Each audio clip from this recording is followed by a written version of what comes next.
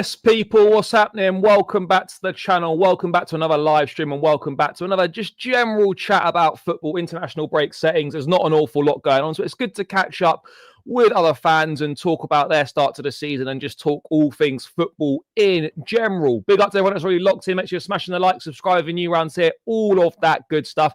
And today, as you can see, delighted to be joined by Liverpool fan Romz. Bro, how you doing? It's been a while. I mean, I've seen you a couple months ago, maybe. Before the season started. But yeah, it's been a while since we've chatted football, bro. You good?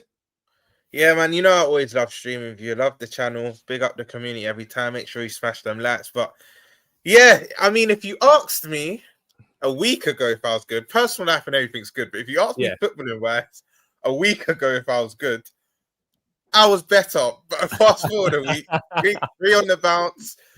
Yeah, it's there's a bit of turmoil right now with the club and the fan base, but we'll get into it. You could have said the same about Chelsea. We lose to Man United and Brighton. You lose to Man United and Brighton back to back, and then it's like, oh my god, the manager's got to go. Or there's loads of pressure on Chelsea and that. And then we go and beat Liverpool obviously on Sunday, and it's suddenly like, well, everything's all right again. You know, it's like if we hadn't won that game or we'd lost, we'd be having 2 weeks of, should the manager go? Is the manager good enough, etc. All this rubbish. And Charlie, that's why with football, I think we've all been guilty of it. All of us, at least once in our life. We're so fickle because you're right. Like before we lost to Paris, and you had your back-to-back defeats to Bayern and Manchester United, there was doom and gloom, Maresca this, Maresca that. And now I've got this win. It's like everyone's on board. What a genius he was. Obviously, we'll get into the game. And he was his decision in-game management that game was second to none. But like with us now, it's like, and I get it, the money we spent, favourites, target on our back. But now it's like doom and gloom. Liverpool can't turn it around. We can because 1 or 2 more wins, it's like, oh, they look good again. But we'll get into the DL nitty-gritty of it. But it's like sometimes us fans need to calm down because things in football change in an instant. 1 minute you're there, next minute you're there. Right. So they're like 1 week the manager's like the best thing ever, then the next week, he's terrible, get rid of him, he's got to go. There's like a lot of, I don't want to say extreme views, but it's almost like there's no in between. It's like the manager's unreal, everything's great, or he's shit and everything's an absolute disaster. But I mean, bro, let's have a quick chat about Liverpool and we'll get more into Chelsea Liverpool game, the league title, etc. We know we don't need to talk about spending money. I'm not going to sit here and make comments about spending money when we spend an awful lot of money as well. But obviously, you broke the British record twice. Big signings coming in. Needed a bit of a refresh. In terms of you obviously win the title last season. You need to go again. You got to refresh when you're on top. Because otherwise you kind of get left behind. Isak comes, Wirtz, etc. Half the back 4 changes. That's that can be unsettling. But what have you made of how those guys have settled in? Obviously, a lot's talked about Wirtz and, his like lack of goal contributions and whatnot. Isak's obviously not fully fit at this point in time. The fullbacks, personally, for me, I think they're struggling. But in regards to Wirtz, bro, I actually think he's been better than what a lot of people are making out. I know people, we like to do the social media thing, the 007 and all this, but I actually think, look, he's not. But don't get me wrong, he's not been great. But I don't think he's been as bad as what people are making out. I mean, how do you feel those signings have kind of settled in, and has it gone sort of worse than you were expecting? Right. Let's take it from the summer. I think the last time I saw you, I don't think we had got. That was in August. I think. I don't think. Yeah, Isak wasn't done yet. No. I think everyone but Isak was done right. Now, I'll be honest with you. I was one of the fans that were going crazy. In my lifetime, and not even just my lifetime, even in the elder generation, we've never spent money like this. So we didn't really know how to act. And now I'm going to be honest, and there's receipts here, right? All of our signings I wanted, bar frame, big up Joe every time. I wanted all our signings, bar Frimpong, Charlie. Now I'll go through each of them, then I'll go into how we started and how we've played. Isak, he was my dream. Because in February and March, Arsenal fans thought it was nailed on for him to go there, the Henry regen, all this stuff. You remember? He was nailed on to go there. But I've always said, outside of Haaland, for me, he's the best striker in the league, right? Yeah. And he's tormented all of our teams, not just mine, not just yours, United at a point, City, everyone. maybe it's not City as much, but you get the gist. Yeah. He was my number one, by the way. So before Ekitike, a lot of the fan base actually wanted Ekitike first because, do you know what I mean? That he was the cheaper option. They're similar profiles. But Ekitike, I was happy we got. Didn't know much about him, but for what I'd seen 2 games against Spurs and I saw a game against Bayern Munich. So I'd only watched 90 minutes of him. Yeah. But I liked what I've seen in those 3 games. Ekitike, I was happy with. Was the fee a bit excessive? Yes, but that's the modern day market. You've seen everyone goes for at least 40, 50 million than more what they're actually worth. Ekitike, I was happy with. Isaac over the moon with. That's if you genuinely, I'm not just saying if you asked my dream signing, it would have been him. But I just didn't think it was realistic until the murmurs started to go on. And when Newcastle started to say he's not for sale, normally when you say something like that, there is a way. They never shut it down. They kept saying he's not for sale unless Liverpool do X, Y, Z. So we always knew the door was ajar. Ekitike, I was happy with. Isaac, I was happy with. Kirkes, I love. I think me and you have even done shows where we spoke about left backs. Really good. I love Kirkes, but we're using him incorrectly. But I'll go into that a bit later. Wirtz, again, I wanted Wirtz. Yes, he's not settled very well. Yes, it's very excessive. Are Isaac and Ekitike worth what we bought them? No, they're not. Are they exceptional footballers? Yes. But Wirtz, I wanted, it's not really happened for him, right? So our host and Marmadashvili, I know he was the summer before, but he officially came to the club. Now, good keeper. We looked at him as well. So did Newcastle. So he's a very good keeper, right? And I'm trying to think. I feel like I've missed some. Kirkes, Frimpong, Ekitike, Isaac, Wirtz. I think I've covered everyone. That's everyone, yeah. Yeah, that was everyone. And Leone, sorry. Leone, the young kids, yeah. It was unfortunate because I know it's Southampton, but he looked very good in that game. That's the only game I had seen him. And I know Juve wanted him, AC Milan wanted him. All of the Italian journalists speak highly of him. He unfortunately did his ACL.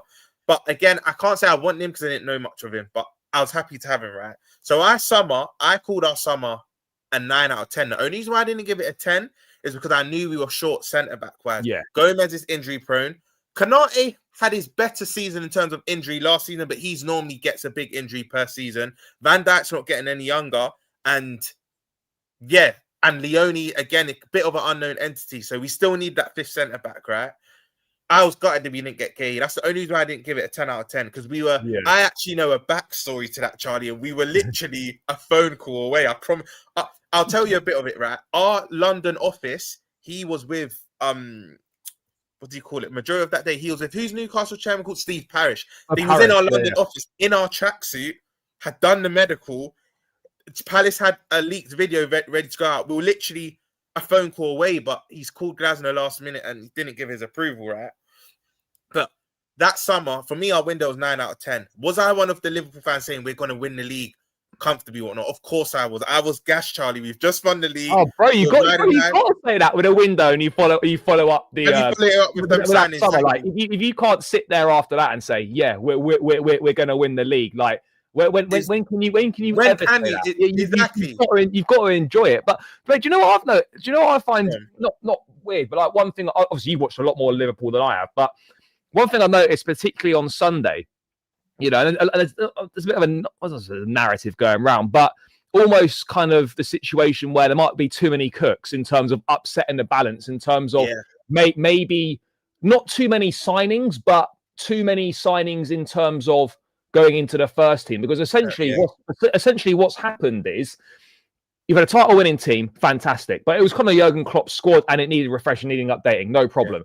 But when I don't care how good a team you are, when you essentially change 5 starters in the team, as in like half your outfield team changes, 2 fullbacks, Wirtz, Isak and Ekitike, that's going to take time to gel together. That's going to take time, you know, to find the right balance, to find the right system for it. The big thing that I've noticed is, right, and hear me out on this, it's not exactly the same, but it's one of the best examples I can think of. Remember PSG, right, with Messi, Neymar, and Mbappe, right, where they essentially were playing with 7 men defensively. Yeah, you know, they wouldn't contribute defensively. They didn't really press from the front or anything like that. They were just there, getting the ball, and they'll do what they can. The thing I've noticed with Liverpool, right, and this might change over the course of the season. I imagine it will, but Liverpool, for me, I've always associated them with hard working, great pressing from the front. You look at your Manes, you look at your players like your Firminos, your Jotas when he was at the club, always like hard working from the front. I look at Liverpool now at the top end of the pitch, and Luis Diaz was another one of them who I think actually is a big miss, funnily enough. Yeah. I look at them now, an aging Salah who never pressed anyway. But Isak, it's not his game. Florian Wirtz doesn't really do it either. Neither does Gakpo. So I almost look at Liverpool now, and I think from an attacking perspective, unbelievable individual quality. But as a unit and as a front four or whatever, you for me, there's no. I particularly noticed it on Sunday. There's just no press from the front, and I think there's too many luxury players in that front line that aren't putting a shift in. I agree with you. Just to rebuttal one thing. Yeah. I know he gets trolled for how much we brought him, but the one thing Wirtz actually does do is he presses like a madman. And you saw it firsthand on Saturday. The only reason why it doesn't look like he's pressing because you have to press as a unit. You're right. Yeah. Diaz was our best presser. Jota, may he rest in peace.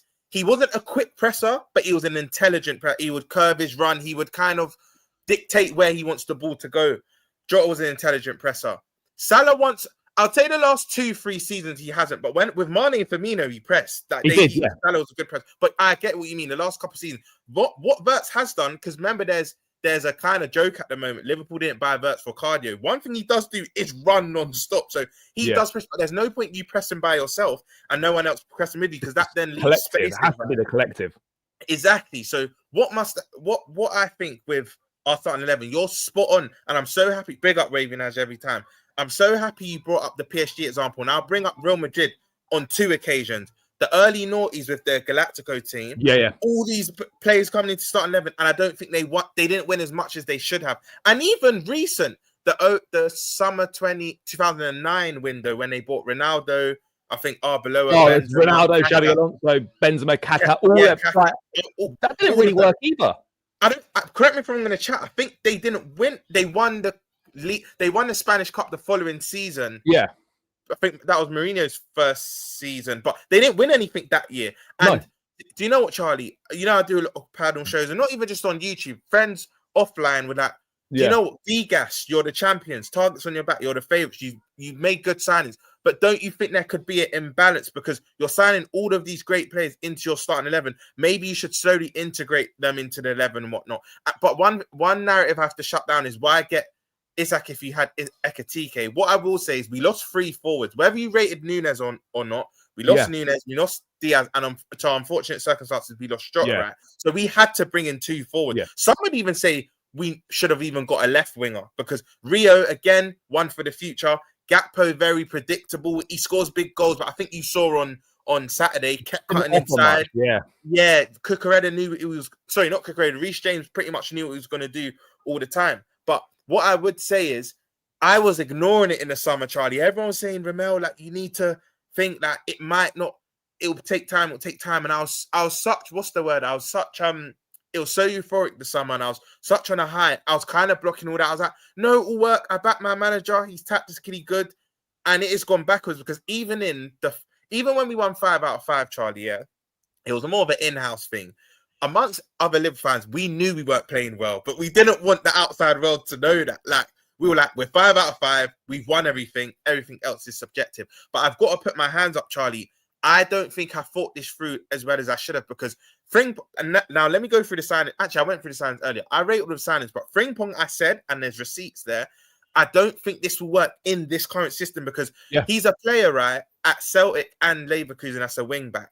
He can't really defend. And I know some people say Trent couldn't, but Trent kind of makes up for it for his attacking prowess. Now, I know Frimpong's fast and whatnot, but he's not Trent Alexander-Arnold. And I said, it's not a player I particularly rate, but he definitely won't work in this system, right? Now, Kirkers on the other side, the Kirkers we knew and love at Bournemouth was overlapping. Bro, he was up and down. It's kind of like Gusto in his first season. Yeah. Do you know what I mean? Kirkers and Gusto's last season and Kirkers this season, they've both kind of been shot in the foot by the manager because it's like you're being asked to invert and do something that not your game. Now we're kind of using Kirkers as a third centre back in build-up. That's not his game at all. No. He needs to be overlapping. But what will happen is because Gakpo the thing is he shouldn't touch the touchline, but he does. Even though he's more of an inside forward, Gakpo, he likes to stay out wide. That kind of nullifies the space for Kirkes to go to overlap. But that's not even the problem. Kirkes doesn't even get that high up because he's been kind of being asked to build up with Konate and Ozil. Not Ozil, Konate and I don't know why I said Ozil. Konate and Kirkez, they're both not really that good on the ball. And someone said to me the other day, Kirkez is good on the ball. I said, well, at Bournemouth, you saw he was best at getting the crosses in when he didn't have that much time with the ball, when he kind of knew what he was doing. So I think it's a structural problem for us right now. Do I think we still win the league? I do, Charlie. Right now, you're going to speak to Liverpool fans that are like, not sure. They fear Arsenal. City are kind of Haaland spearheading them. Slot needs to figure out. I just think that, listen, I don't know if you've seen it. Some of our fans want Slot out. It's mainly the online fan base. One point. This is what I find mad, right, about this narrative that Liverpool are in a crisis. Don't get me wrong, right? When you're a top club, you're defending champions, you spend a lot of money or whatever. 3 defeats on consecutive defeats is not good, and questions will be asked and whatnot. But if we just take a step back and look at it, you've just won the Premier League title last season, right? You've bought a load of new players. You've won 5 out of 7 games in the league, and you're 1 point off the top. If that's a disaster, then I mean, Jesus Christ! I mean, what are we supposed to be thinking? Exactly. For everyone else, but the fullbacks thing's interesting, right? Because I remember having this chat at a time with, I can't remember who it was, might have been Errol, where Kirkus and Frimpong in their own rights, right? Good, very good players. Yeah. But you look at what Slot was playing with last season, right? In terms of Robertson and Trent, 2 very different fullbacks to what Kirkus and Frimpong are. Now, Trent will invert into the midfield, give you that quality on the ball and whatnot, even if he's not particularly good defensively. He will give you that. I look at the way that Slot plays. I'll be honest, I don't think the fullbacks that have been signed are the right profile of fullback for the way that he wants to play. Now, can he adapt them to play that way? Sure, absolutely. And can those players adapt 100%? But if you just look at it right now, for me, Kirkez and Frimpong are just, they don't seem right for the system. You touched on it earlier. Frimpong's always been a wing back or more of a right winger. And then Kirkez, you associate overlapping, getting up and down the pitch. But I'm not even sure those fullbacks were the right profile in the first place for the way that he plays. Your spot. The thing is, Frimpong, no. Kirkez, the way we play, I still think he can suit this system, but it then filters into the midfield because one of your questions probably this stream will be, how do you think you fix it? How do you start to get results on the board again? And I've got 3 different formations, Charlie. Yeah. 3-5-2, a 4-4-2 diamond, or a 3-4-1-2, right? And I'll tell you the personality. You got enough centre backs to play a back 3. No, this is who comes for me. Robbo could play left. Yeah. He'll play left because Gomez is predominantly right-footed. Konate would be the right of the 3. And plus, you can't rely on Gomez for fitness. And a lot of people said, Ramel, you can't do a formation change this quickly, ball. Hold on. Then they're going to ask me, how do we fix this? I'm trying to find solutions or think of... I know, obviously, that's Slot's job, but obviously, as a fan, we can still have our own opinion. Yeah. I think Robbo left centre-back, Van Dijk and Konate, Kirkhead and Frimpong in their ideal positions as wing-backs. I think Gravenberch and Szoboszlai as the 2, because again, I have to eat humble pie. I said Szoboszlai wouldn't start for us once we signed Vert. I think in the summer, I was just on a high. And I wasn't one of your best players. One of our best players. And I wasn't thinking logically. I was like, I thought Slot was kind of going for, PSG midfield 3, the more technical midfield 3. Yeah. Ruiz, Neves, and Vitinha. Yeah. I thought Klopp wanted to do the McAllister, Gravenberch, and Verts, right? The kind of the technical midfield 3. But now I've realized, you know what? I was wrong because I said Szoboszlai would be more of an impact player. How wrong was I? Because without him, we kind of fall apart. So I think Gravenberch and Szoboszlai need to be the kind of pivot. Verts in front of them, and then Isak or Ekatike some game, Salah and Isak some games. I think them 3 kind of rotate. And I know people are going to say that's crazy, but I think I'm not even saying this is long term, Charlie. I think maybe short term, just to get the points on the board again. But again, if you don't want to play a back 3, I do think we can play a back 4, but it has to be a 4-4-2 diamond. Now, Frimpong, Kirkez, Konate, Van Dijk. But I think you then have to play Verts. The personnel's similar. Verts, McAllister, Szoboszlai, and Gravenberch. So Gravenberch will be the 6. You will have McAllister and Szoboszlai as the 2 kind of 8s, and then Verts as the 10. And then again, Ekatike, Salah, or Salah, Isak, or Isak, Ekitike, like, we can kind of have a variation. For me, Gakpo's just an impact player. I've said for years now, I wouldn't sell him because he scores big goals. He always scores big goals. But if Liverpool want to go to the next level, he can't be starting for us, right? But I think formation change can be the answer for this, Charlie, because a lot of Liverpool fans saying, no, it just needs to be maybe a personnel change, which I do agree with as well. But I feel like if we go free at the back and play, because let's be honest, right? The biggest difference this season is our creativity for the last 4 or 5 years has come from the wing backs, Trent and Robbo.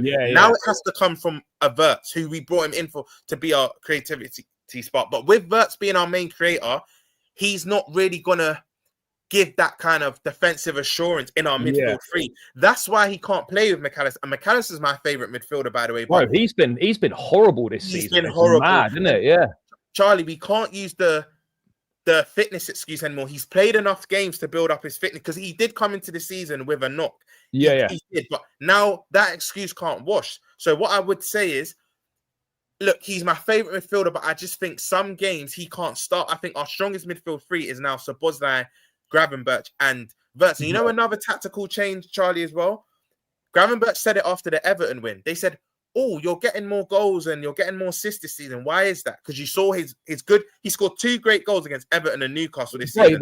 But he's pushing forward a lot more now. And leaving space. And that's exactly what happened for the Caicedo goal on the weekend. Is that Gravenberch was further forward than he normally is, and that space was then just left for Caicedo, and he just had a free run. But I'm not saying the current system, by the way, can't work, but I think it's clear that Liverpool's best midfield three, whether Wirtz has to play, but ideally the best three is probably McAllister, Szoboszlai, and Gravenberch. But you're not going to play that because Florian Wirtz has to play because of the money spent. So it then upsets the balance a little bit, doesn't it? And so it does. But just to come back on your point, I was actually guilty of this because I agreed with that, especially for the game against you lot, right? Yeah. But it actually was to our detriment because McAllister right now is in bad form. I said let's revert back to type because they're going to have a midfield of Caicedo and I thought Lavia would start, but Gusto in the 10 for me. Gusto was good in midfield, by the way. He was decent enough. Him and Enzo like kind of switching 8-10, 8-10. You were causing us problems. And what I've realized, Charlie, is as much as like you just said it, Wirtz has to play because of the amount we spent on him, right? Whatnot, right? I thought that's our best midfield three, but because Wirtz has to play, McAllister has to be sacrificed because they're 2 players that are too technical. They won't really do as much running because for Wirtz to work, he needs runners. And again, Gravenberch has been so. The reason why they asked him, how come you've got more goals than assists? Because Gravenberch didn't score at all last season. By the way, he didn't score at all. And then he's one of the best players of the season. He did no goals. No goals and one of the best season. But this season, I think he's already on 3 or 4 GA in about 9-10 games, and he scored 2 great goals, right? But with him going forward, yes, you've got more license. It's just leaving a gap because Wirtz goes forward. Szoboszlai will have to cover, but you can't just have one. McAllister doesn't really have the legs. It shot us in the foot. That's the problem a little bit, bro. Before we move on to Chelsea, just last thing on Liverpool for the time being, is there at what point does Mo Salah become not undroppable? Because look, we know what he's done for Liverpool. He's a phenomenal footballer. Obviously, without his contributions last season, you don't have the success that you do. I would argue, maybe you know better than me, maybe since Christmas, the performance has slowly dropped off a little bit.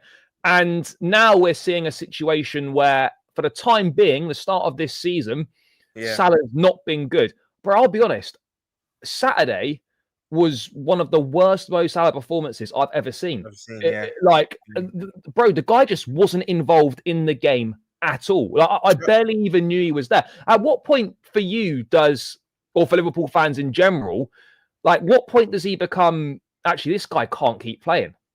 Do you know what, Charlie? Yeah, I've already said for the United game, which I'll be at, right? That's our first game back after the international break. I would drop him for that game now. I've got petals from my fan base.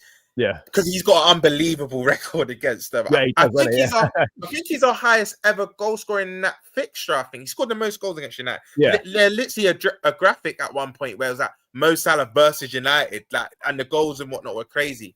But what I would say is the reason why I'm very worried with Salah, right, say what you want about him. Every season he starts well. He's not had a slow start to any season in the Liverpool he's shirt. rapid off the mark. Yeah. Never had a slow start. The fact he's having a slow start, and do you know what? I know people, there's some rival fans saying we're using this as an excuse. There's no excuse for grieving. I do believe he is missing Jota. I do believe, and a lot of people saying, but when you were winning, you weren't saying this. Well, after Bournemouth, he was crying his eyes out, and we won that game. So it's not. Do you know what I mean? It is an excuse that everyone grieves differently. But away from the Jota tragedy, right? The fact he's not started the season well worries me, Charlie, because I now have to hope he has the opposite end. So normally he tails off towards the end of the season. I wouldn't say it was Christmas. I'd say maybe from about February. He was playing a bit well, maybe 2 months into the year. But I have to hope that he ends the season strong as opposed to starting the season strongly now, because he started the season a bit weak.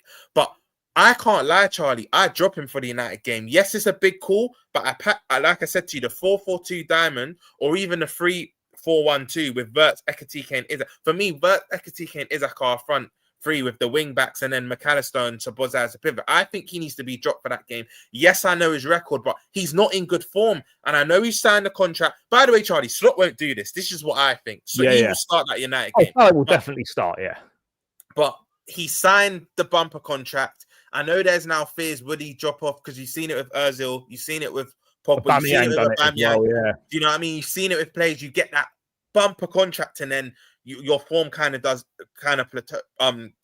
takes a downward spiral. But he's not in good form. And Charlie, do you know what's so frustrating? Wirtz came on and gave him a beautiful flick assist, a little Cruyff spin, then he just the shot was so bad. And do you know what, Charlie? Do you know what was so mad? It was the shot selection, because before that chance, he had two chances where he put it rose head, right? Where he just put it over the bar. That's the one time we needed him to cut in, because he used his right foot. One thing you can say about Mo Salah, listen, he's been phenomenal. He's been a legend. He's won us everything, right? But he's never really had a right foot. So for that one chance, because what happened was Cucurella was if he had cut in, Cucurella had his number, right? He slid in. Because he just slid, so he would have slid probably off the pitch. You cut in, and then for me, I back Salah to score against Sanchez because we were in the box, right? The one time we went into cutting, because there's two chances prior to that, he cut in and put it rose head. The one time you actually should have cut in, you use your right foot and you didn't even hit the target. But he was poor that game, Charlie. But I think there's a few things. Trent, Frimpong and Bradley are no Trent, and his relationship with Trent was one of the best in the league. I'd say in the last 6-7 years of the Premier League, you've had Son and Kane, you've had KDB and Haaland. Yeah. Trent and Salah have been up there. Their relationship on that right-hand side was ridiculous.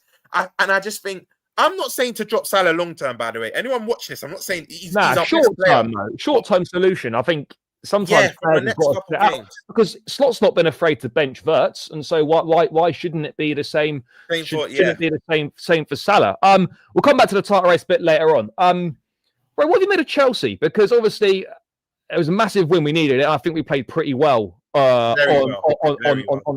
Saturday. Considering our start to the season. But we're on 11 points out of 21, which is not great given our fixtures. I mean, suppose the game against you was really the only tough team we faced. There's conversations about, can Chelsea challenge for the title? Is it just another race for the top four? What are your thoughts on Chelsea? Do you think we can close the gap on your likes of yourselves, City, Arsenal?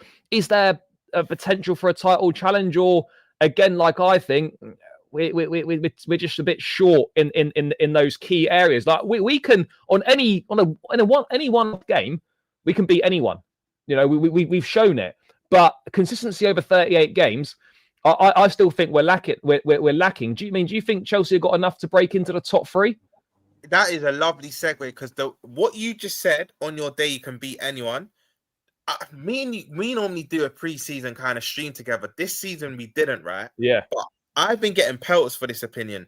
Do you know who my favourites for the Champions League are, Charlie? They're yourselves. They're yourselves, right? Because like you said, on any given day, and what was so impressive, right, of your Club World Cup win, it wasn't just, if you just beat PSG, that is so impressive as it is. But it's the manner in which you did it. The game was done after 20 minutes, right? And I've always said, the problem with you lot is you're unfortunate with injuries, because I believe if you had a Colwill and Fofana that could stay fit, a Lavia Caicedo and Enzo midfield free, or even a Lavia Caicedo Palmer, however variation, Chelsea can beat anyone on their day. I have you lot to win the Champions League, but Charlie, I agree with you. In the league, you're just not consistent. I had you fourth, and I still have you fourth. Yeah. I just think there'll be many times this season where you're like, oh my God, how did Chelsea draw that? Oh my God, how did Chelsea lose that? You know what I mean? And you know what, Charlie? It's happened already, because if you look at your first 6 games on paper, you should have at least an extra 5 points by now. Right, I was going through this the other day, right? We're on 11 points. We're 5 points off the top. Yeah. We threw away 2 points away at Brentford in stoppage time, couldn't defend a long throw. So that's +2 on that, and that's then 3 points off the top. Yeah. And we didn't beat United or Brighton. I'm not saying we deserve to win both those games, but let's say you win one of them games. And if we didn't get a red card, I think we comfortably beat Brighton. So you're looking at... So you're looking at that, right? All over them. You were all over them. So let's say we beat Brighton and we hold on against Brentford. That's 5 more points, and we're joint top of the table. Exactly. And then the conversation is so different. But the point is that it's fine margins, and we're not on the right end of them, in those instances. And that's down to a quality issue, not a quality issue and making stupid mistakes. And so I just feel like, we keep saying the squad's young and whatnot. Yeah, we are 3 or 4 players short. It feels like every transfer window when it closes, Chelsea done some all right signings, but they're still 3 or 4 players short. It's almost like by design, every window closes. We still need 3 or 4 players, and that just shouldn't be the case. But we have got good players. Look, the centre back thing is a massive problem. Don't get me wrong, but when you go through the team, and Reece James and Cucurella, arguably, I don't think it's outrageous to say that could be the best fullback pairing in the league. I don't think that's ridiculous. Charlie, for me, not even just in the league, they are the best 2 fullbacks in their position. For me, Cucurella is the best left back in the league. Do you think they're better than Mendes and Hakimi? That's the only reason I wouldn't put him like right. Reece James, I think is the best right back in the world. Yeah, so I think he's better than Hakimi. But I think Nuno Mendes is the best left back. He is. Probably but they're both in the top. They're both in the top 2 or 3. Do you know what I mean? They're both in the top. You go through it, right? And all right, goalkeeper not good enough. Centre back's not good enough. Fullbacks 2 are the best, right? You go into midfield. I think Colwill is. He just needs a partner. Yeah, I agree that he needs. I agree he needs a partner, but we haven't got that. And given what we've got right now, Colwell's out. Given the defensive options, that's not good enough. There, you go into midfield. You've got arguably, we'll discuss him in a bit more depth. You've got arguably Moises Caicedo, the best midfielder in the league right now. You've got Enzo Fernandez, who's playing very well. You've got Romeo Lavia as well, who thought was outstanding when he come on Saturday. You move forward, you've got Cole Palmer. You've got someone like Joao Pedro, I think is a decent player. And then the attack's not great outside of Palmer.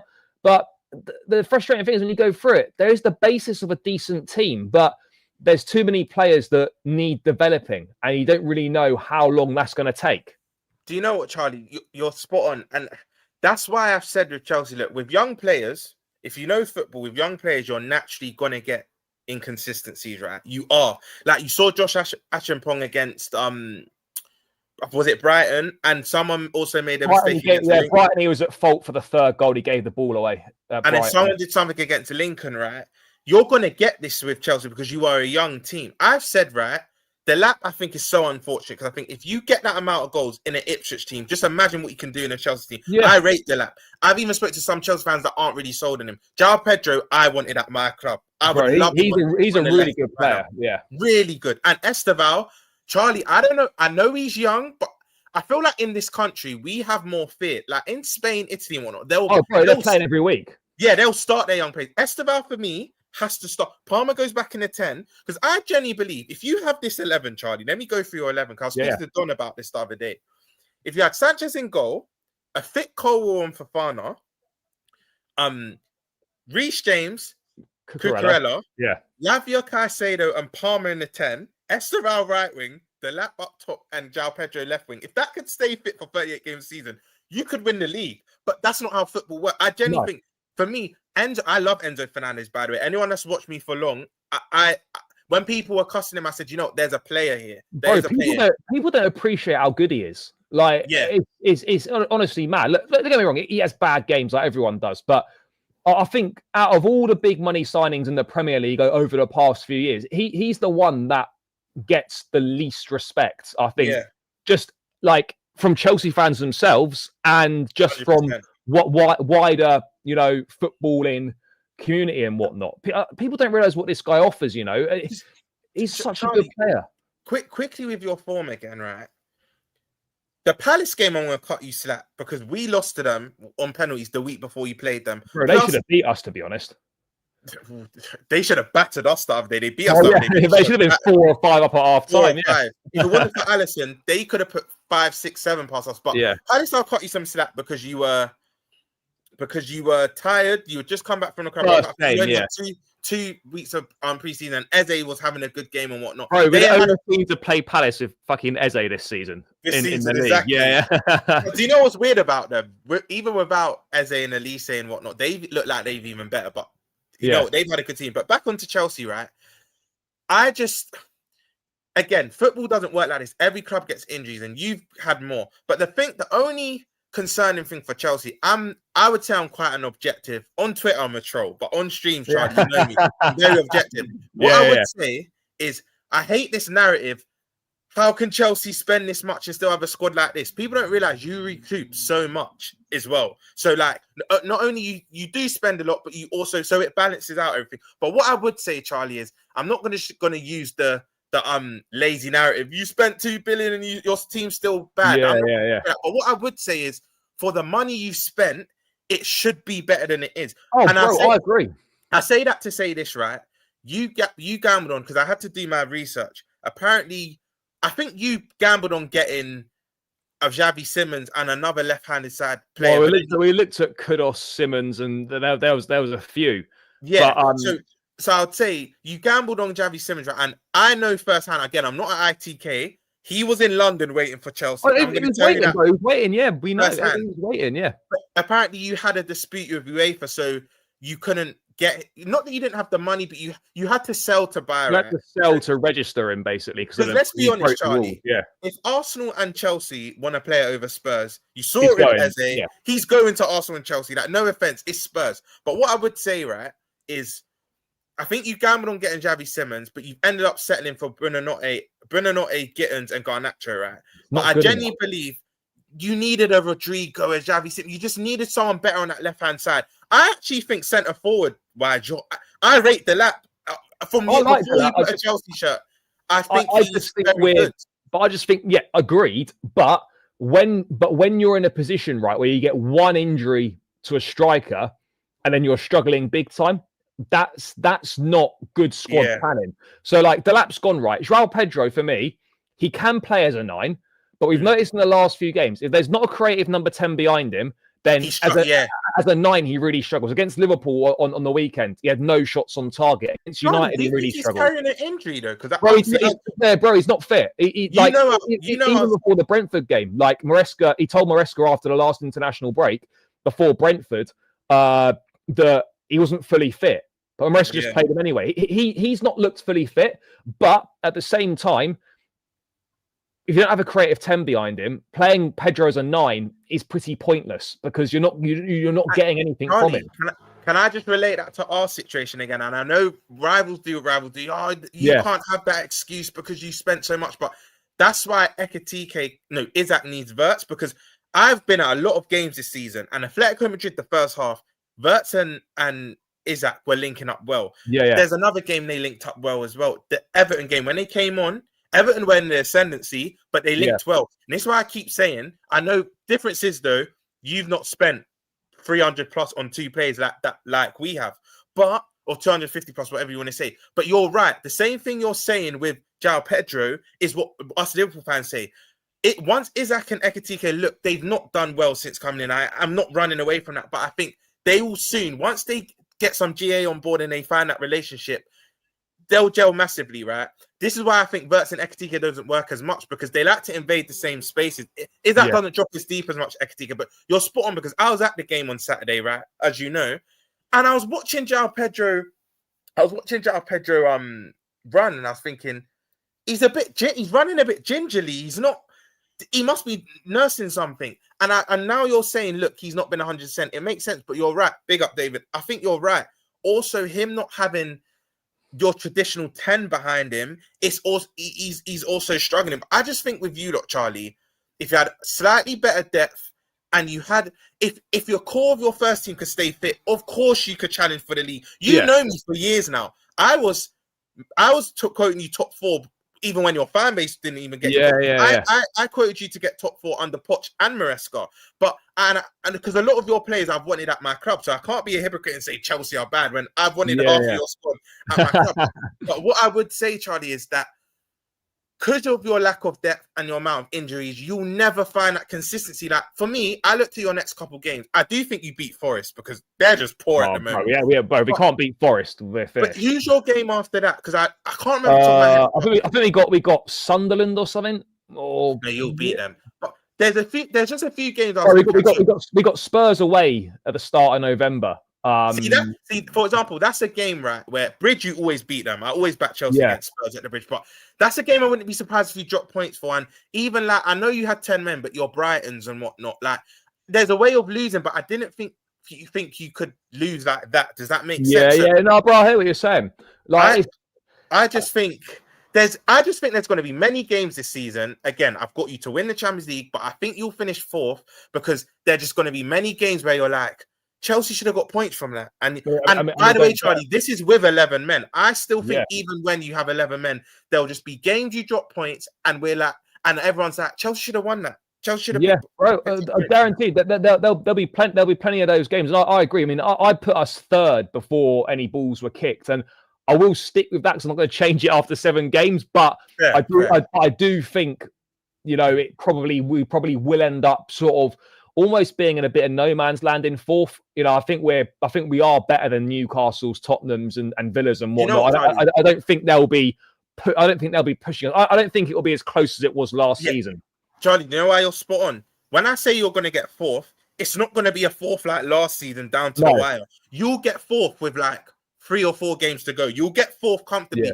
But I just think City, Arsenal, and Liverpool, again, if we stay like this, we're not going to be in a race. But I back Slot to change this. And I think we get the win against United, and I think we'll start to pick up. I think we'll be United. I just think we're just in a bad spell at the moment. But I can see City, Arsenal, and Liverpool. I don't think we'll be far away from Chelsea, but I think there'll be like a 5 to 7 point gap. But then I think there'll be a gap between 4th and 5th. I think you lot will be about 7 to 10 points away from 5th place. So I think Chelsea will kind of be. Do you know what I think will happen, Charlie? Chelsea will be on their own island. You'll guarantee top 4. Then I think from about a March onwards, you'll just focus on Champions League. I genuinely think.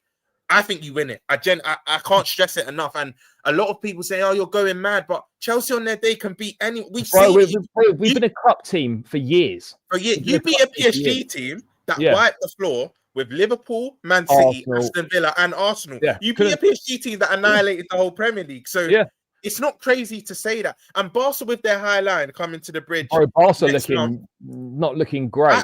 I do think because I did put a tweet out. I do think Cucurella will have a hard time because I love Yamal. For me, Yamal is right now the best player. But he knows him well from the national team, so maybe that might help him. It might not help him, but I mean, I didn't think of that. He'll know about him, but whether that knowledge is enough to actually stop him. I mean, people knew that Arjen Robben cuts in every time, but they couldn't do anything about it. So, like, you're right. That might help him out. But I want to talk to you about Caicedo briefly. I know, obviously, you know, you boys could have had him a couple of years ago or whatever, but he's been outstanding for us, and he has been all of last season and start of this season. Bro, why do you feel only now is he starting to get recognition from the wider media and people outside of the Chelsea fan base? Why do you think it's taken so long? Because it almost feels like you're seeing him getting praised in the media on Sky and all these other places, and you're like, hang on a sec, this guy's been doing this for like well over a year now, and people are only just noticing now. Charlie, longer than that, because the thing is, look, again, I always say to you, I can be very shameless, but on streams, I like to be objective, right? And even his first season, Caicedo didn't have a bad first season. He had a bad 1 month, maybe a bad month or 2. But I remember he came on against West Ham. Correct me if I'm wrong. I think he got the red card. Penalty. Yeah, it was poor. Yeah. That was dreadful. But every season at Chelsea for me has been minimum 7, 8 out of 10. I think he's been phenomenal for you lot. And even at Brighton, His last season at Brighton, that's the reason why we bidded 115 million for him. That's the reason why you did all that groundwork. Do you know what Arsenal fans fail to realize when they try and do the Declan Rice comparisons? They wanted Caicedo. They tried to get him. They tried to they bid twice for Caicedo in the January before they got Rice in the summer. Yes, exactly. And you know what? They like to say, I'm not buying this. You can't get players in January. Of course you can. You just have to put up the money. We've seen some of the biggest transfers in Premier League history happening in January. Bro, we signed Torres from you in January. Exactly. Yeah. Perfect. And let's be honest, Charlie, 50 million back then was equivalent to like 100 million now. And you signed Suarez in January. And Andy Carroll. But exactly. And Andy we signed Suarez. So, Charlie, you know what? That's the perfect example because Fernando Torres, we knew he was on a bit of a decline, but he still had as much as he was on a slight decline and the knee injury was crazy the year before, he was still one of the best about, I would say. And let's be honest, 50 million then is 100 million now. Do you know what I mean? Easy, yeah, easy. So what I would say, right, is Caicedo, what I think rival fans do is, I think we try, not me personally, but I'm speaking for the more footballing world. You'll try and kind of play him down. Because what I would say with football right now is, if your team's doing bad, a lot of rival fans like to say you're doing bad because your team's doing bad. And I think it's very disingenuous. This is why I always back Enzo Fernandez, because in his first 6 months at you lot, he was amazing. But I think because you finished 12th that season, it's like, £100 million player, he's bad because the team finished 12th. No. If you look at his individual performances, he was good, but the team around him wasn't bad. And Poch was making crazy. Was it Poch or Potter at that time? I can't remember. No, it was Potter. It was Potter then Lampard. In that when he first arrived. Exactly. So he had no real consistency even with managers. But again, because of price tags nowadays, everyone just wants you to hit the ground running. You're seeing it with us now. You have to hit the ground running straight away. Yeah. But the reason, to answer your question, Charlie, I think the reason why Caicedo is only getting recognition now is because you've won 2 trophies. He was phenomenal in all of the tournament, but especially in the final against PSG. He's starting to... No, he's always had goals in his game, but I feel like him and Gravenberch are similar in the sense that they're both now starting to add goals consistently. Caicedo was doing it a bit before. Bro, Caicedo only scores bangers, by the way. Yeah, they're never tappers. No, just pure bangers every goal. They're just rifles, bro. But I would say that the reason why he's getting his flowers now is because Chelsea as a whole are doing better than when he first came in. But I feel like it's very disingenuous. I don't like when people rate footballers like that. It happened with Thiago Silva, right? We all know he's a world class, he's generational. But what was happening, I was seeing rival fans saying, because Chelsea are doing bad, Thiago Silva's now bad. No, that's not the case. Like, you can still recognize a good individual in a bad team. And that's why I think now Caicedo's getting even more flowers, because not only he's playing probably the best football he's played of his career, Chelsea are also progressing as a club. So now I think he's getting more fouls and he's scoring bangers, match winner against a great goal against the champions. But listen, Charlie, if you know ball, Caicedo's always been that guy. And it just goes to show we tried to break the transfer record for him. You did groundwork that whole summer, and Arsenal tried to sign him the January that year. For me, I find it very disrespectful not disrespectful, but there's no comparison with him and Rice, him and Gravenberch. He is the best DM for me right now in the Premier League. Rodri, we don't know if Rodri's going to get back to his best. His level, When Ballon d'Or Rodri was the best in the world, but Caicedo he's the best in the league. He's honestly the best in the league, and you're so blessed to have a player like that. Because Charlie, I look at his game and I think, what can't he do? He can dribble, he can pass, he can shoot, he's a leader, he can defend, he can attack, he can do everything. Well, I was having this conversation about him the other day, right? I can't think of anything he's bad at. Exactly. He has no flaw. He has no flaw. Obviously, you can always get better at the things you're good at. But you can look at some players and you can say, they're weak at receiving the ball, or they're not very good with facing away from goal or whatever. I look at Caicedo and you think about it. It's like, this guy isn't bad at anything. And do you know what, Charlie? To couple with that, I'm a football fan before a Liverpool fan, so I don't like to see injuries. If Lavia can stay fit, you've honestly got a phenomenal... Because do you know what, Charlie? I wanted Lavia ahead of Caicedo. Like, you boys wanted him. You did a couple of bids as well. Yeah, it was that same summer. And I think if we were being a bit tight, I genuinely believe. I know you have Joe Shields, and you have a lot of people in your boardroom that had worked with him and had history with him. But I genuinely believe if we had gave that, they wanted 50 million. We stopped at 4 or 45. I think we stopped at 40, 45. I think we just needed to add an extra 5 or 10 million. I think we ended up paying 53 plus 5 or something exactly. Like that. So 58 total package. Yeah.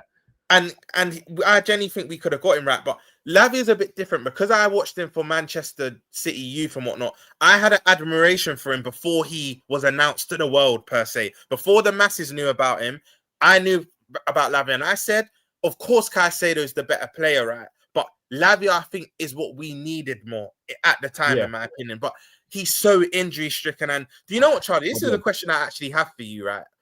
There comes a point. One thing I want to give Maresca and your medical team credit for, you're keeping Reece James fit. But there comes a point with a player of Lavia's ability, if he's just never available, because for a Liverpool game, we all know, Chelsea and Liverpool fans, we have this joke. He makes sure he's fit for Liverpool games, right? Yeah, he disappears. But then, someone said something to me, and I don't quote me on this guy. I don't know if this is true, but apparently he's not played 6 games in a row for Chelsea yet. That wouldn't surprise me, mate. That wouldn't surprise me at all. This is my question to you. Would you say, would it come to a point where, look, we know his ability. For anyone watching this, I'm not doubting his ability at all, because again, I wanted him over Caicedo. I love Romeo Lavia as a footballer, is amazing, but does it come to a point where if he has another season or two where he just does not play, because I feel like your medical team need to do what they did with Reece James. Reece James ended up getting the surgery, didn't he? Yeah, he did end up getting surgery in the end. And, yes, and I think you've nursed him very well, because Reece James was in my fantasy, but I had to take him out. Not because he's a bad player, but it's like some games he starts, some games he doesn't. Reece has been fit now since January, which is the longest time he's been fit. Like, exactly. For years. Charlie, that's one thing I need to big up Maresca for, because one thing like Potter and Lampard and all your ex-managers couldn't do, they couldn't really keep him fit. But your medical team, Maresca, you've not started him every game, because we know your best players will start. FA Cup and Carabao, they won't start, but Champions League and Premier League, 95% of them games, they're all starting. Exactly, they'll start the games. But there's been so many times I've checked my FPL and I see 0. Like, there'll be 20 minutes into the game and I'm seeing 0 next to Reece James. What's Reece James? But I think that's testament to your medical team, because you're saving him for the big, like, for example, perfect. Brentford, him and Palmer come on, get you ahead. Captain's performance. Even United, albeit you lost that game, without Reece James, you don't even have any hope to get in that game. But back to my point, I feel like I'm digressing now. Back to the Lavia. Do you, and I know, big up Wavy Nudge, I know you lot are saying you're not selling him, and I get that. He's got great ability. But does it get to a point where we all know he's a very good player, but it gets to a point where if he's never available, do you start to entertain? Of course you do. Like, you know, this is Lavia's 3rd season at the club now, and he's barely played at all. I think last season he made 22 appearances in all comps last season, which was a major improvement from that first season where he literally played 30 minutes of football. I think when you got a player that good, you always stick by him. But this season, he needs to be fit for at least 3/4 of it. He needs to give us 20 games minimum. If Lavia can give us 20 games, that's a good starting point. But bro, just on him quickly, right? He's someone that, you know, when you come back from injury, you're out injured a while. It normally takes you a few games to get back into the rhythm, back up to speed. Bro, this guy comes back, right? Yeah. And he just steps onto the pitch, and it's like he's never been away. Facts. Charlie, I've never seen, just quickly, right? I've never seen a player, right, who is so good in the first phase of play, receiving the ball from the centre backs and then breaking that first phase of the press.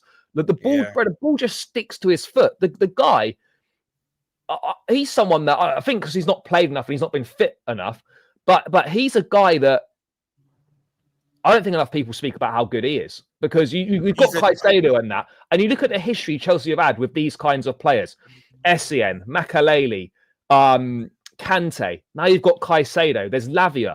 Like, people talk about Caicedo, but Lavia, bro, is a joke. The ability to come back and just slot back in like you've never been away is mental. Charlie, do you know the best example of what you're saying, right? Last season, we beat you 2-1 at Anfield, and I think he had, I think he had come on as a sub the game Yeah, before. no, But it was he his first start. he started this game and he hadn't started for fucking months and months. Charlie, he bossed. I remember after the game, Arnslot waxed lyrical about Chelsea's that Lavia and Caicedo in the midfield. Curtis Jones had a very good game that game, not even just besides the goal. He actually had a good performance, but Lavia, it was like he hadn't been injured. And he came back that game and I was like, this is why I wanted this player. And I'm going to say something now, which might sound outlandish, but I think you Chelsea fans will agree. And I think you would agree, Charlie. I think, again, I love Enzo Fernandez, but your strongest midfield three, he doesn't get in for me. I think if you can have a pivot of Lavia and Caicedo, you know what that does?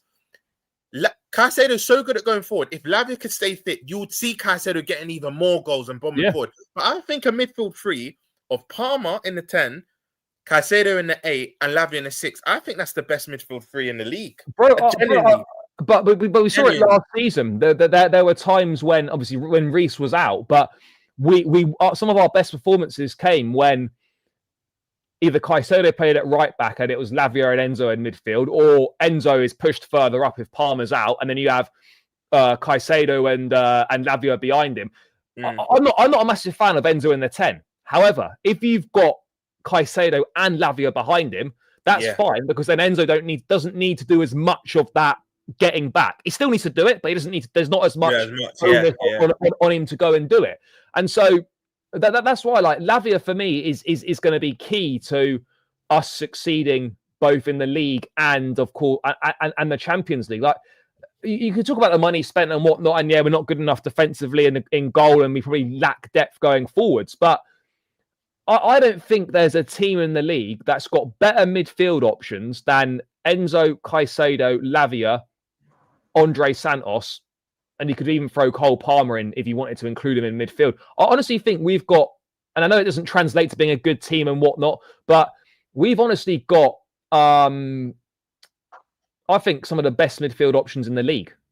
I agree. And I've always said with Chelsea was kicking them in the teeth is injuries and lack of experience. I think if you sign more proven and senior players and you're a bit more fortunate with injuries, of course you could challenge. You could even win. In my opinion, you can win the league. Some people say you don't have enough killers, but I don't like that narrative, as in like goal getters. But I don't like that narrative because you kind of saw it with Liverpool. Yeah, Salah sometimes has mad seasons, but if you have 3 or 4 players that can all hit about 10 or league goals, if you have them spread, that's good enough to win the league, because Palmer will get his 15 to 20.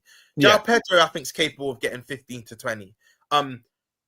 You could mainly say it's coming from those two. You'll get maybe other players that chip in with 5 or 10, but you don't need that one guy to get a ton of goals. As long as it's spread out, I never subscribe to that narrative that Chelsea don't have killers to win the league. You do. I think the reason why you can't, in my opinion, right now is because you're not fortunate enough with injuries, and I don't think you've signed enough senior players with experience. I think you still have quite a young team.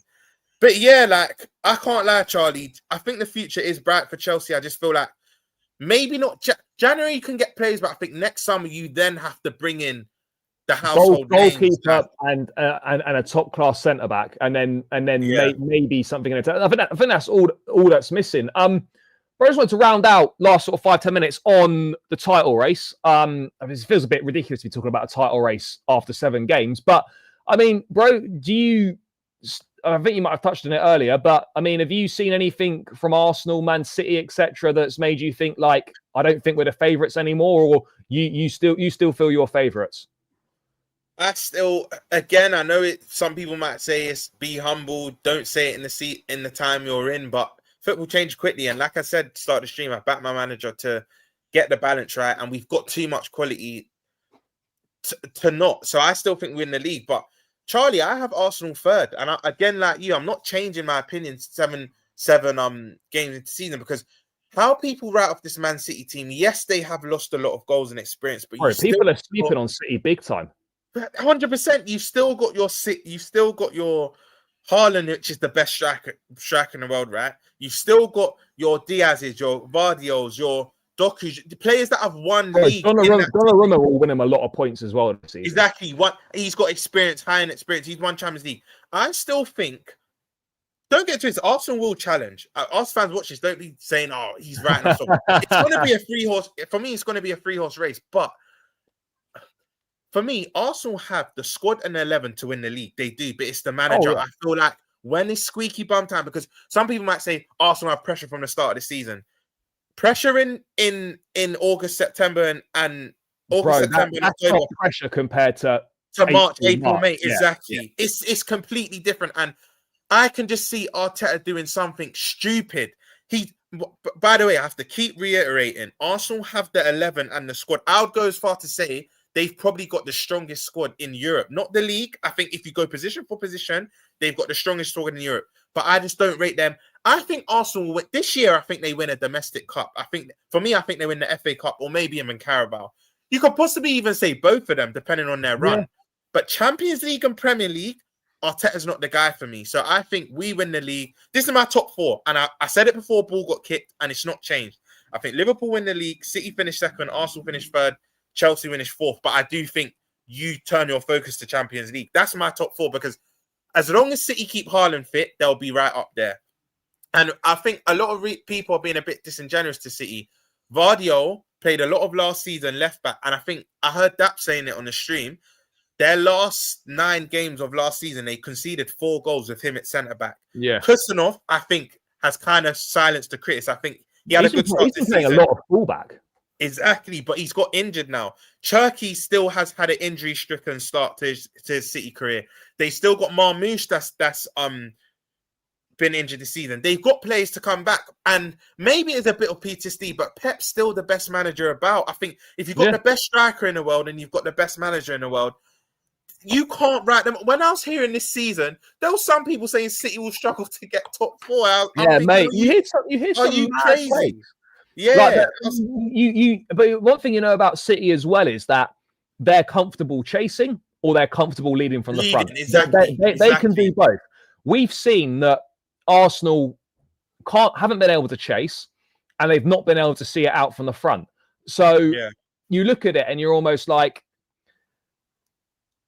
Arsenal I know Liverpool sort of like, you can look at it and say you must win the league because you're the defending champions and you spent the money you've spent and you've bought in the players that you've bought in.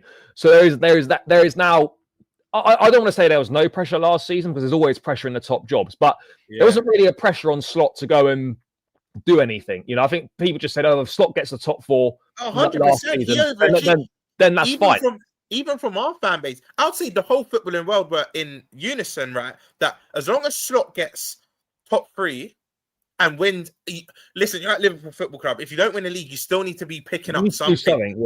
Whether it's a Carabao, FA Cup, and a nice run in Champions League. He overachieved. I don't even think our owners anticipated Slot winning the league. That's why we then had to buy the likes of Isaac Converts, because one thing we've not done I truly believe a lot of Liverpool fans say, Charlie, I don't make excuses. We didn't win the league because City spend all the time. No.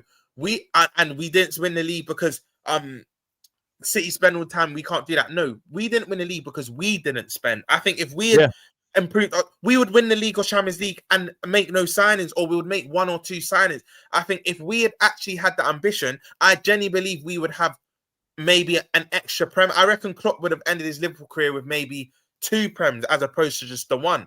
So I just believe, Charlie, that people writing off City, for me, it was just a bit crazy. It was genuinely a bit, it was crazy. But one thing I'll say I agree with you, Arsenal and Liverpool both have to. I know both can't, but I think we must, because the money we spent and we got the target on our back, and Arsenal have because simply they've not won anything in 5-6 years. And now they can't use injuries. They can't use nothing. They've got no excuses. Everything's there. There's no missing pieces. The squad's great. They've like players that were starting, regular starters last season are now rotation options. They've upgraded their 100%. Starters. Bro, these men have got no excuse now. If you cannot do it this season, I'll be so honest, mate. If Arsenal don't do it this season, I don't know when they're ever doing it again, because Liverpool will get better and better. City will without doubt go again. We will hopefully get ourselves together. 100. I think next season, look, I know I have you lot 4th this season, and again, I explain the reasons why, but I would like to think, like you say, you get a new keeper, you get an out and out, probably 9. Because I think long term, João Pedro might be seen more as a wide player or a 10. I don't think he's going to be your out and out. He's not an out and out 9, no. He can do that role. He's got the ability to, but I don't think he's seen as that long term, right? No. But I just think Chelsea will definitely, next season could easily be a 4-horse race, but I just think you're a bit short this year. But Arsenal have to. And what I will say, Charlie, is if Arsenal don't win anything this year, and I think even their own fan base know it, Arteta for me has to leave. For me, he actually should have. Bro, I don't think the club would get rid of him though. They wouldn't. But of course they're not going to sack him. He would have to. But he should be gone. Yeah. Yeah, but I think the only thing that saves Arteta this year is, I think if he just wins the Carabao or FA Cup, that's not enough. But if he was to do a domestic cup double, that would save him. That would save him. But for me, he has to. And if he doesn't win the Premier and wins the Champions League, but we all know Arsenal in the Champions League, it doesn't go together. But let's just say if he won one of the big two, then of course he probably will get like another 5-year extension. But listen, again, I just reiterate again and again, Arsenal have the 11 and the squad to win big things. They just don't have the manager. Charlie, I don't care if we sign Ekatike and Wirtz. If Arsenal had an Enrique or a Conte or they'll win the league. They'll win the league. They will win it. I'll be the first to admit it. They'll win the league. They're the best team defensively, and they've got the best squad. Yeah, bro, I agree with you. The only thing that's holding Arsenal back is the man on the sideline. Yeah. That's it. And you know, I think City could do something. I just feel defensively they're probably not quite there yet. The fullback combination is probably not great. I'm not sure how good the centre halves are. I mean, Rodri's picking up a few injuries at the moment. You know, can they keep him fit? But when you've got Haaland, you've always got a chance, you've always got a chance. So it is going to be interesting. It is going to be interesting. But yeah, I mean, you can't really read anything so far into what teams are going to do based on just 7 games. Like I think you've got to wait another 7 games at least. 15 games into the season, really, 10. Before it starts. 10, 15. I'd say about 10, 15. But do you know what, Charlie? Like, after 5 games, I'll be honest, I was just on cloud 9. Like, I was like, we're winning this. We're going to... we're doing the quads. We're going to go invincible, yeah. I had to eat humble. I had to eat humble pie, man. And I know in the words of Gris Khan, a famous word, football is a humbler, and we have been humbled. And I see big up Shano. I see Shano in the chat saying, anyone but Liverpool, if it's not, he doesn't know who win the league, but it won't be Liverpool. But this is the beautiful thing about football. Like, we've lost 3 on the bounce. It is doom and gloom. Right now we're in a bad period, but all it takes, our next 3 games are United at home, which I back us to beat anyone at Anfield. Bro, United at home, you have to win that game. Away, have to. United, Brentford away, which will be tough, and then we've got Aston Villa at home. I genuinely think we'll win our next 3, and then the narrative will spin again. Liverpool are back; they look strong. Do you know what I mean? So we just have to see. But again, you're probably going to ask me the question early in the. I think you did, and you asked me now. Do I think we still win the league? I'm going to back my club. I'm going to back my manager to find the balance, and I still think we'll do it. But and if we don't, Charlie, conversations are there to be had. I'm not slot out, but we have to be winning one of the big 2. We can't spend. And that's, to be fair, as much as I was on cloud 9 in the summer, Charlie, I did say it's all good us signing all this talent. We now need to deliver. We now need to deliver. And do you know? By the way, this is a mad name. I've just clocked it now. Goatsy and Penal Doggy. Fair. I was just gonna say, bro. Like, last thing. This is now we're gonna find out how good Slot really is. I'm not saying he's not a good manager, but now there is pressure now because you've lost 3 games in a row for the first time in your career. There's actually an expectation and a pressure that you go and win a Premier League. You go and get very close to winning a Champions League. He's managing probably personalities, egos, caliber of player, which he's never managed in his career before. We're going to find out now how this guy deals with pressure and how he deals and manages big egos, big personalities, with big his own players. Because there's going to come a point where unpopular decisions have to be made. And it will take big balls to drop a Salah or to not play or to play an Ekatike over an Isak. You know, managers like Mourinho or whatnot, they're not afraid to make them decisions. I'm not saying Slot's afraid to make those decisions, but we will find out this season and in this run of games where actually, what is this guy made of? Does he have the balls to go and make those big calls in big games if players aren't playing well and not just keeping them in the team because of their name? Charlie, do you know why I back him to do this, right? Because I always say this in football fans, we're all guilty of it. We can all be so fickle. Slot last season made big decisions. Do you remember our first game against Ipswich? He dropped Kanate. We were all losing our heads. Kwanzaa had a good preseason, and he had a good at half time, wasn't he, in that game? Exactly. He said, "You know what? I made the wrong decision." Do you remember there was a lot of games last season? I know he had the contract saga with Trent and Real Madrid, but there was a lot of games he dropped Trent, and we didn't understand it. So it's not like he hasn't made big calls before. And oh my god, you know what? All stream, I've had something niggling in the back of my brain. I was like, do you know what? There's something that I forgot to mention, and I've remembered it now. There is one narrative that I want to shut down, right? And it's coming from rivals. And I get it. Once you lose, everything's doom and gloom. But there's this narrative that Klopp won the league. Hold on. If Klopp won the league, why didn't he win it with the same players that Slot had last season? Because I don't like this narrative. Slot didn't win the league last season. It was Klopp. Klopp didn't even play Gravenberch. Slot's the one who basically made Gravenberch essentially a new signing. You fell away that last season of Klopp, don't you? You were right up there, and then the last little stretch, you fell away and you finished third. Yeah, we fell away. I have to chuck this in there though. We still did beat your team of kids. We did. So I give. You did. But then we returned the favour on the weekend. The weekend, your big money boys. Yeah. Fair enough. So we're looking like the £1 billion. You know, what I would say, Charlie, is 23-24 again. Slot only brought in Chiesa, which he barely played last season.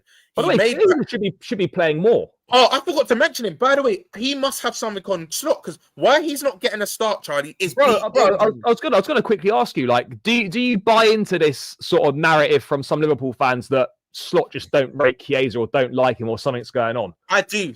This is one narrative I do buy into, Charlie, because it's like, he came on against Bournemouth, won us the game. He scored in the cup final. I know we lost it against Newcastle, which got us.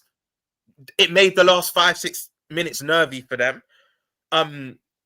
He came on against Palace and got us back in the game. I don't know what he has on Slot. Maybe he has a dirty little secret of Slot that he doesn't want to because and that's another thing, Charlie. This season he's got the best goals to game GA ratio or whatnot. He warrants a start, and you've got Gakpo on the left that's very predictable. Why don't you just start Chiesa ahead of Gakpo some games? But back to what I was just saying quickly, right? Last season, Slot made Gravenberch a 6, where Klopp hardly played Gravenberch. And he also played Luis Diaz, false 9, which Klopp never did. So as much as people want to be disingenuous and say, if you say Slot won the league with Klopp's team, I agree with that. But just to say Slot won the league, Klopp won the league last season, that's disingenuous because Slot had to make changes to that Klopp team to win the league. I think it's so that's a narrative I wanted to shut down. But look, I just need to back my manager to win the league and change it. And you know what, Charlie, if he doesn't, I'll come on here at the end of the season and say, look, if I'm saying from now, if we don't win the Champions League or the league, it's a failure because you can't spend all that money. Yeah. I hold my club in high regard. If we come to the end of the season, even if we've just won the FA Cup and Carabao, it's still a disappointment, isn't it? Yeah, I wouldn't say a season can never be a failure if you win a trophy, but it will be a disappointment. Like I said, it will be very underwhelming. But Charlie, if we don't win the league at the end of the season, I'll just have to hold my hands up and say, look, whoever did win the league deserved it. Because I don't think you can cheat the league. Like, no, you can't. No, 38 games. 38 games. The best team is always comes out on top. We saw United's FA Cup thing. They were a VAR decision away from Coventry. You can cheat. Like, you don't have to be the best team to win cups. But the league, you can't cheat 38 games. You just can't cheat 38 games. So what I would say, because I've seen a lot of people in the chat, Liverpool can't do this, 3 losses in a row. But that's just for now, because if we now beat United, Brentford and Villa, the narrative will spin like that again. So we'll just have to see. I mean, if you didn't beat United, then I'm not saying alarm bells are ringing, but you know that you know, rightly or wrongly, the pressure. I'll be worried.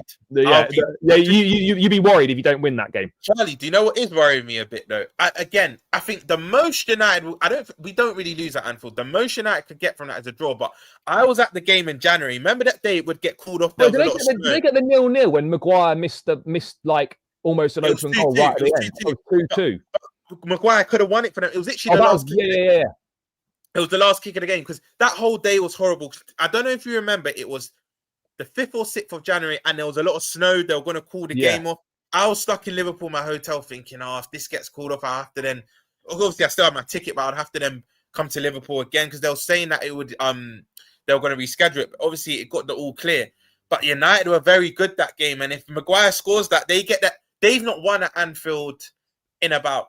Since Rooney was playing, I wouldn't have thought. Yeah, he scored a screamer against Minile, but it's been about 10 years. But one thing I will say, Charlie, we were a better team then, and they put in a performance under Amorim. So they could use that as maybe a blueprint, but I back us to beat it. Listen, Charlie, at Anfield, I rarely even predict draws. I back us to beat bro, I'll tell you what, I don't know what's worse. If we can't beat an Ange Postecoglou Forest, or if you don't beat Amorim's United, I don't know what one's worse. I don't know what's more shame. You know what, you're right. I'll probably say ours because we're at home at the end of the day. Because you know what, true. 12:30 kick. As much as listen, Forest, and I'm so happy because Wolfie gives it a lot of that. No, it couldn't have happened to a better person. Yeah, it couldn't have happened to a nicer person. Big up Wolfie every time. But what I would say though, it's still a 12:30 kickoff. It still is at the City ground. Yeah, you always worry about them after the break. The first one back lunchtime away from home. And you know, if there's two teams to always get funny results, Arsenal and Man City normally do well after the international break, but Liverpool and Chelsea are the two clubs out of the top do six. That well. After the international break, we always have weird results. So, but I'd still say ours would be a bit more embarrassing, man, because we're at home. But 12:30 at the City ground, it's not. We've actually lost there at 12:30. Their first season into the Prem, Aaron Nini used to be an ex-Liverpool player. He actually he scored the winning goal. We lost there at 12:30 kickoff, but you should get the dog. I back you to get the dog. But bro, I hope so as well. I back you to beat United as well. But yeah, guys, we're going to round out here. Big up to everyone that's tuned in. As always, greatly appreciate all of the support in the chat. Make sure you smash the likes on the way out. Let's get this up to 100 likes, guys. We're about 15, 20 away. Make sure you smash the like button on the way out.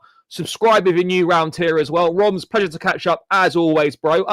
Let the people know where they can find you, what you're doing, all that sort of stuff. Yeah, so you can follow me on Twitter. I'm more of a troll on there. So if you liked how I spoke today, I just troll everyone. But bro, just for the Arteta, I'll tell you, it's worth the follow just for the Arteta trolling. For Chelsea, it's mainly Arsenal slander. Yeah. But Ramel Andre with a 1. So the L is a 1. That's on Twitter. But for YouTube, me and my mates do a show.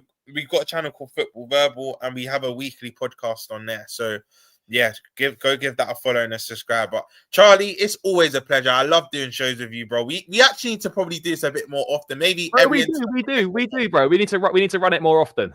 Yeah, and you know what? Funny, I won't say the school and the era, but me and Charlie had a funny conversation in the summer. We actually went to the same school and basically lived on the same road. So, bro, I haven't been back there for ages, but I might have to go and have a little revisit. Yeah. No, if you do, we'll go. If you do, we'll go for a drink or something. But yeah. Bro, 100%, bro, 100%. But yeah, bro, pleasure to catch up with you guys. All that stuff will be linked in the description. Make sure you go and show Romz some love. Always great catching up, chatting football. I'll be back later on tonight, guys. Again, got Pete joining me. We're gonna have a little chat about Newcastle, etc. So make sure you tune in for that 7 p.m. tonight. Enjoy the rest of your day, guys. And as always, up the shelves.